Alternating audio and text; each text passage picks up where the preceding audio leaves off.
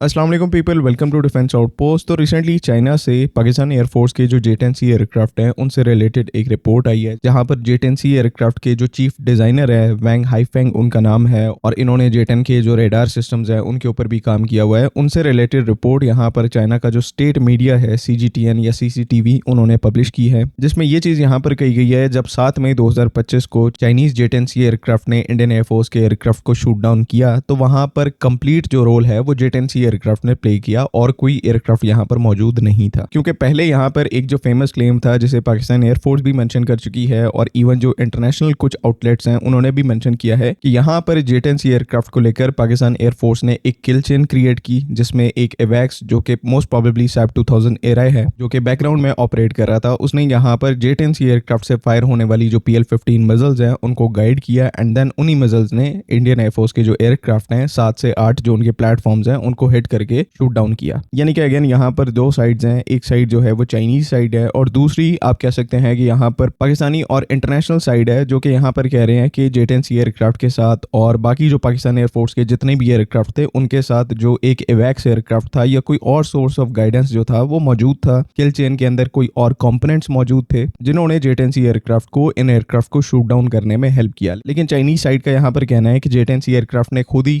जो सारे टारगेट्स हैं उनको लॉक किया, खुद ही यहाँ पर मिसाइल्स को गाइड करवाया एंड खुद ही यहाँ पर सबको शूट डाउन किया। फोकस जो है वो यहाँ पर J-10C का जो रेडार है KLJ-10 है, यहाँ पर KLJ-7A मेंशन किया जा रहा है, लेकिन इंटरनेट के ऊपर J-10C का जो रेडार है उसे KLJ-10 मेंशन किया जाता है। बहरहाल यहाँ पर बात जो है वो J-10C के रेडार से रिलेटेड हो रही है कि इस रेडार ने स्टेल्थ मोड में, जिसे LPI मोड कहा जाता है, लो प्रोबेबिलिटी ऑफ इंटरसेप्ट मोड, उसके अंदर इसने राफेल एयरक्राफ्ट को और बाकी इंडियन एयरफोर्स के जो एयरक्राफ्ट हैं उनको लॉक किया बगैर उनको पता लगे हुए। क्योंकि जो मेन पॉइंट था यहाँ पर जिसकी वजह से इंडियन एयरफोर्स की तरफ से इतने बड़े नंबर में एयरक्राफ्ट लूज किए गए वो यही था कि इंडियन एयरफोर्स के जितने भी एयरक्राफ्ट हैं उनको कोई प्रायर वार्निंग नहीं मिली कि उनको यहाँ पर लॉक किया जा रहा है, एंड देन उनके ऊपर जो है वो इवन मिसाइल भी फायर कर दी गई है। नॉर्मल कंडीशंस में एक एयरक्राफ्ट को उसके पास रेडार वार्निंग रिसीवर्स होते हैं, मिसाइल अप्रोच वार्निंग सेंसर्स होते हैं, वो पता लगा देते हैं कि अगर उस एयरक्राफ्ट की तरफ कोई मिसाइल फायर हो रही है। मिसाल के तौर पर राफेल का जो स्पेक्ट्रा EW स्वीट है वो काफी ज्यादा कैपेबल स्वीट है, ये दूर से ही यहाँ पर डिटेक्ट कर लेता है कि अगर कोई फायर कंट्रोल रेडार जो है वो इसको लॉक कर रहा है, तो पायलट को अलर्ट किया जाता है, एंड देन पायलट जो है वो अपने ऑपरेशंस को बंद करके अपने एयरक्राफ्ट को सेव करने लगता है। यही सेम केस जो है वो इंडियन एयरफोर्स के एयरक्राफ्ट के साथ नहीं हो पाया, बिकॉज उनको उनके जो RWR सिस्टम्स हैं उनकी तरफ से कोई वार्निंग नहीं दी गई। इसी वजह से यहाँ पर चाइना की साइड से क्लेम रखा जा रहा है कि J-10C का जो रेडार है उसने अपने LPI मोड के अंदर, यानी कि स्टेल्थ मोड आप इसको कह सकते हैं, उसके अंदर जो सारे टारगेट्स हैं उनको लॉक किया।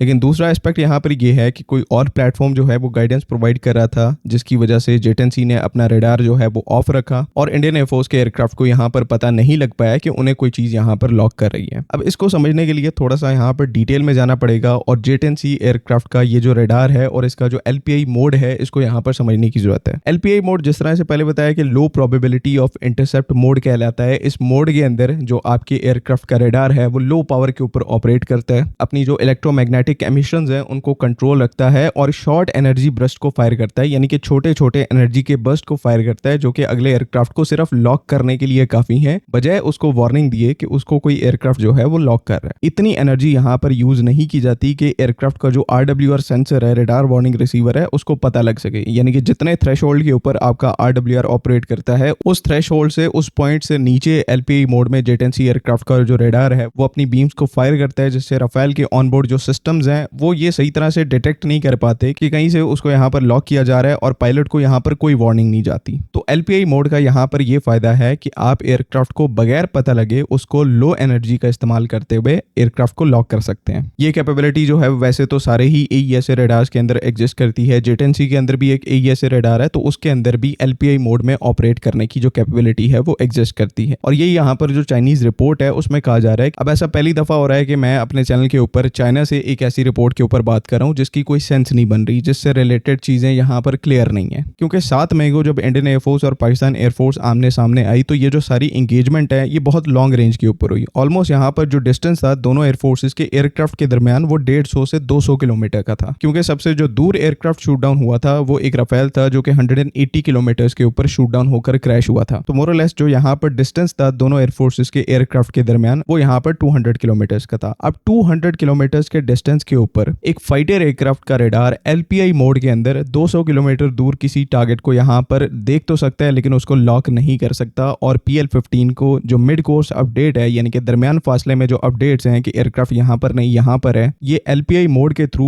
200 किलोमीटर के ऊपर ऑलमोस्ट इम्पॉसिबल है, क्योंकि LPI मोड के अंदर जो फाइटर एयरक्राफ्ट का रडार है, जो कि वैसे ही एक अंडर पावर्ड रडार है, वो अपनी और लो एनर्जी के ऊपर ऑपरेट कर रहा होता है ताकि जो एयरक्राफ्ट है जिसको उसने शूट डाउन करना है उसको पता ना लग पाए कि कोई उन्हें लॉक करे। तो जनरली एमकॉन सिचुएशन होती है, इमिशन कंट्रोल की जाती है, रडार अपनी बहुत लो पावर के ऊपर ऑपरेट करता है, जिससे वो जो रडार बीम जनरेट करता है वो भी ऑब्वियसली लो पावर की होती हैं। और जब LPI मोड के अंदर रडार बीम जो है वो 200 किलोमीटर तक ट्रेवल करती है तो उसकी जो एनर्जी है वो काफी ज्यादा कम हो जाती है, क्योंकि आपको पता है कि एनर्जी जो है वो डिस्टेंस के साथ साथ डिग्रेड होती है। तो LPI मोड के अंदर J-10C का रडार जो पल्स फायर करेगा, जो एनर्जी बीम फायर करेगा, उसने पहले 200 किलोमीटर ट्रेवल करना है, राफेल एयरक्राफ्ट को हिट करना है, टच करना है और वापस जो रिस्पॉन्स भेजना है वहां पर भी 200 किलोमीटर का जो डिस्टेंस है ट्रेवल करना पड़ेगा। इतने में वो जो LPI मोड की बीम है उसकी एनर्जी बहुत ज्यादा कम हो जाती है, बहुत ज्यादा गिर जाती है। एक PL-15 जैसी मिसाइल को गाइड करने के लिए वो एनर्जी बीम जो है वो यहाँ पर इनफ नहीं होती। इसी वजह से यहाँ पर ये थ्योरी अभी भी स्ट्रांग है कि पाकिस्तान एयरफोर्स के दूसरे सेंसर्स ने इन J-10C एयरक्राफ्ट और बाकी एयरक्राफ्ट को हेल्प किया इंडियन एयरफोर्स के एयरक्राफ्ट को शूट डाउन करने में। वो यहाँ पर एवैक्स भी हो सकता है, इवन यहाँ पर ग्राउंड बेस्ड रडार भी हो सकते हैं और बाकी पैसिव सेंसर्स भी हो सकते हैं, बिकॉज पाकिस्तान एयरफोर्स एक बहुत बड़े नंबर में ऐसे सेंसर्स को, रडार सिस्टम्स को ऑपरेट करती है। तो मेरा जो आइडिया है मैं आपको साफ तरीके से बताऊंगा, इसमें कोई छुपाने वाली या इसको ना मेंशन करने वाली बात कोई नहीं है। चाइना क्या करने की कोशिश कर रहा है इंटरनेशनली, वो अपने जो J-10C एयरक्राफ्ट हैं उसकी मार्केटिंग के ऊपर फोकस कर रहे हैं और ऐसा करने में वो कहीं ना कहीं जो 7 मई 2025 को जो कुछ हुआ उसका पूरा जो क्रेडिट है वो अपने प्लेटफॉर्म को दे रहे हैं। और इसमें यहाँ पर कोई डाउट नहीं है कि उस दिन पाकिस्तान एयरफोर्स को जो एडवांटेज हुआ था उसमें चाइनीज प्लेटफॉर्म्स का, चाइनीज सिस्टम्स का एक बहुत बड़ा रोल था। लेकिन इसका मतलब यहाँ पर ये कि सारा क्रेडिट जो है वो एक चाइनीज प्लेटफॉर्म यानी कि J-10C एयरक्राफ्ट को जाना चाहिए, तो ऐसा यहाँ पर बिल्कुल भी नहीं है। बेशक ये प्लेटफॉर्म जो थे चाइनीज थे, लेकिन इनकी जो इंटीग्रेशन है, इनको एक नेट सेंट्रिक किल चेन के अंदर जोड़ना और उस नेट सेंट्रिक किल चेन को फिर ऑपरेट करना, ये सब कुछ पाकिस्तान एयरफोर्स ने किया है, तो क्रेडिट यहाँ पर उनका भी बनता है। 7 मई को पाकिस्तान एयरफोर्स ने जो कुछ अचीव किया वो एक प्रॉपर नेटवर्क सेंट्रिक इकोसिस्टम के बगैर अचीव करना यहाँ पर इम्पॉसिबल था। अभी भी इस पूरी स्टोरी के अंदर ऐसे कंपोनेंट्स हैं जिनके बारे में हमें नहीं पता कि कौन कौन से कंपोनेंट्स यहाँ पर 7 मई को यूज हुए थे, उनका क्या रोल है और कितना सिग्निफिकेंटली उन्होंने यहाँ पर परफॉर्म किया। एक एयरफोर्स उसकी जो कोर स्ट्रेटजी है, कोर कंपोनेंट्स हैं, उसके बारे में पब्लिकली आकर किसी को भी कुछ नहीं बताती। लेकिन 7 मई से रिलेटेड जो चीज यहाँ पर कंफर्म्ड है, क्रिस्टल क्लियर है, वो ये है कि यहाँ पर एक कंपोनेंट नहीं बल्कि मल्टीपल कंपोनेंट्स ने ये एडवांटेज 7 मई को जो मिला वो पाकिस्तान एयरफोर्स को प्रोवाइड किया और सब्सिक्वेंटली यहाँ पर उसका जो क्रेडिट है वो इन सब कंपोनेंट्स को ही जाना चाहिए, बजाय कि आप किसी एक कंपोनेंट को यहाँ पर दें। बाकी let's hope for the best. I hope कि तमाम चीजें यहाँ पर क्लियर हैं। उम्मीद हमारी यहाँ पर यही है कि हर दिन के साथ जो अंडरस्टैंडिंग है वो आपकी और हमारी बेटर हो 7 मई की कॉन्फ्लिक्ट से रिलेटेड। तो जैसे जैसे इंपॉर्टेंट रिपोर्ट्स आती जाएंगी हम इंशाल्लाह आपको जरूर इन्फॉर्म करेंगे।